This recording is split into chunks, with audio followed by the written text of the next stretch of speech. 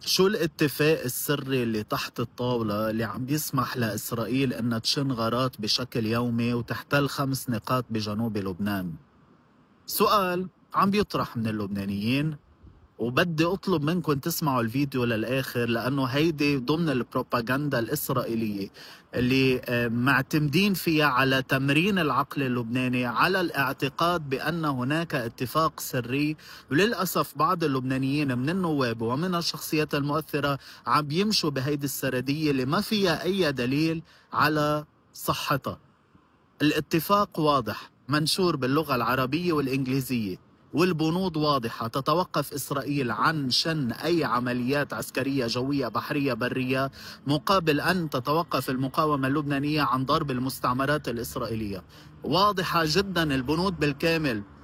لما سئل هوكستين لما كان بلبنان انه في حريه عمل عسكري، قال لهم لا.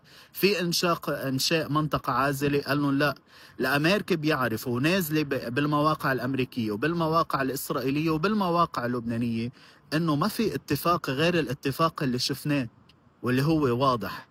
الإسرائيلي همه جدا وبحب طبعا اللبناني يعتقد أنه مبرر اللي عم بيعملوه على حجة أنه في اتفاق تحت الطاولة، ولا يقدر الإسرائيلي مع الوقت يمرق البندادة اللي ما قدر يفرضهم لأنه خسر بالمعركة البرية بالخيام. كان ملحمة تاريخية بالخيام، ما قدر يفرض بندان اللي هن حرية العمل العسكري وإنشاء منطقة عازلة، واكتفى بال 1701 والاتفاق 1701 بالكامل حتى جنوب الليطاني. اليوم إذا أنا بدي أمشي بهيدي السردية، يعني أنا عم شجع الإسرائيلي أنه يعمل الغارات ويعمل كل هذه الخروقات. آلاف الخروقات صارت على هذا الاتفاق وللسيادة اللبنانية. اللي عم بيعمله الإسرائيلي هو حالة إعلان حرب على الأراضي اللبنانية وعلى الدولة اللبنانية حسب كل الاتفاقيات. بنبدأ باتفاقيات جنيف دائما لأنه هيدا الاتفاقيات المخصصة للحروب ولقواعد الحروب، وبنمشي بكل المعاهدات الدولية. اللي عم بيعمله هو اعتداء سافر على دولة. وإذا كان الأمريكي عاطي وعود للإسرائيلي مع الاتفاق، نحن مش معنيين فيه. يعني تخيلوا الدولتين عم بيتفقوا على قرار دولة ثالثة وهي مش عارفة. لا، نحن مش معنيين. الإسرائيلي والأمريكي المعنيين. نحن كلبنانيين نعتبر هذا خرق، نعتبر هيدا اعتداء سافر. وأي حدا عنده حرص على 10452 خلونا هلأ ننسى كل أنواع الاصطفافات السياسية ونحكي بمشروع إسرائيل الكبرى، ونقرأ كتاب بين الأمم والمخطط الخطير الاستيطاني للمنطقة. يريدون حتى شمال الأول لبنان أرض إسرائيل التوراتية. أنا كلبناني شو ما كانت طائفتي وشو ما كان انتمائي الحزبي، بدي أنسى هلأ شو ما كان رأيي بخي اللبناني وبسياساته، وبدي أوقف هلأ بوجه هذا العدو.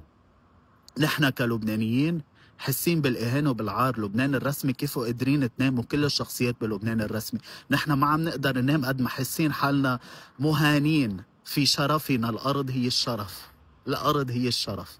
بدنا الوسائل الدبلوماسية، ما في شغل كافي. أنا بضل يوميا على الوسائل الإعلامية العالمية، ببعت فريق دائم وموجود بالإعلام الأمريكي يأشر بشكل دائم على الخروقات الإسرائيلية. بعمل حلف من المحامين ليدينوا إسرائيل بالقضاء الدولي، ومن وزارة العدل يكون مدعوم هذا التحرك. ما عم نشوف حتى بالوسائل الدبلوماسية والسياسية، ما في تحرك كافي. اليوم همنا يبقى لبنان 10452، وهمنا ما نخلي حدا يستغل هيدا العقل ويغسله ليمرق السردية الإسرائيلية. لا، ما في اتفاق سري أبدا. اللي عم بيصير هو خرق للسيادة اللبنانية. اوعى تجربوا تقولوا في اتفاق سري، لأنه من حيث لا تدرون أنتم تبررون لهذا العدو.